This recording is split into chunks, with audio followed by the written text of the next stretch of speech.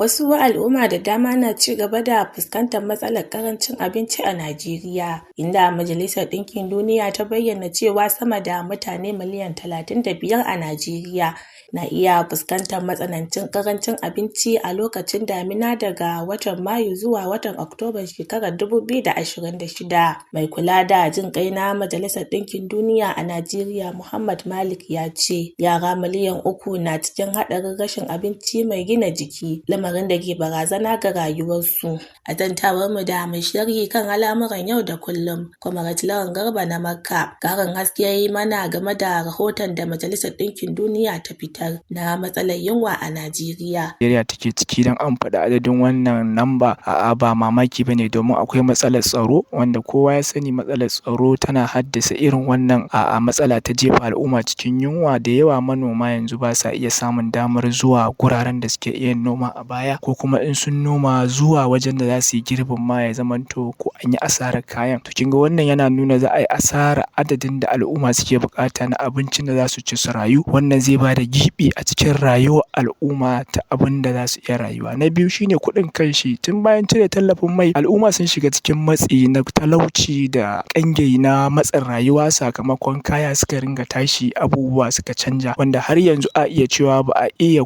komawa baya ba, saboda albashi ba isan mutane, kuɗi ba sa circulating yanda ya kamata. A wannan dan an ce za a faɗa yunwa, wannan hujjar ta cire tallafin mai ita kaɗai ta isa ta sa mutane su faɗa cikin irin wannan ƙangi. Na uku shine inflation, wanda yana da alaƙa da cire tallafin mai da sauran wasu policies na gwamnati, wanda inflation ɗin nan zaki ga yana hana wasu su iya siyan abin da zai iya taimaka musu su rayu ko wani abu mai kama da haka. Hauhawar farashi ga ta nan a Najeriya, abincin wani zubin sai ki ga ya gagari talaka. Ya kuma ƙara da cewa matsalar tsadar kayan noma da rashin ingancin su na ɗaya daga cikin abin da ke sawa noma ta koma baya. Akwai matsala ta tsadar kayan noman ma, da rashin inganci, da rashin kamar yin tsari na harkar noman kanshi, wanda kullum a noma baya ake samu saboda tsadar taki, tsadar kayan aikin gona da sauran abubuwa. Za ki ga cewa manoma kullum suna ƙorafi akan tsadar kayan aikin gona da sauransu, wanda wannan yake nuna cewa in an ce za a shiga yunwa ko za a shiga wani abu irin wannan ba matsala bane, wani abu ne wanda yake a zahiri. So gaskiyar magana, dole ne a farkar da gwamnati, a ja hankalinsu su yi abin da ya kamata. Wannan ƙididdiga da aka fitar abu ne mai ban tsoro, abu ne mai tada hankali, amma duk hujjoji ga suna a ƙasa wayanda suke nuna lambar da ta fi haka ma za a iya samu. Kaɗai dai shine a zuwa inganta harkar noman nan, a tsaya a yi abin da ya kamata. Daga ƙarshe ya bayyana cewa shirin jin ƙai na shekarar 2026